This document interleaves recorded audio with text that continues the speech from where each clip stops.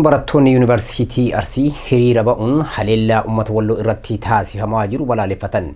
Kibxata kaleessaa bitootessa 26 bara 2024 Yuunivarsiitii Arsii mooraa Diinshoo keessatti haleellaa uummatichaa irra gahu kan balaaleffatanidha. Wabii xilahun dabalata isaa akka itti aanutti isinitti hima.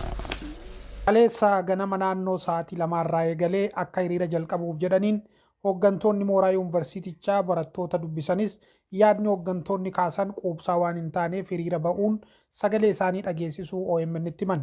Bulchiinsi yuunivarsiitichaa hiriira geggeessuun hin danda'amu jechuun dhorkaa akka turanis himan.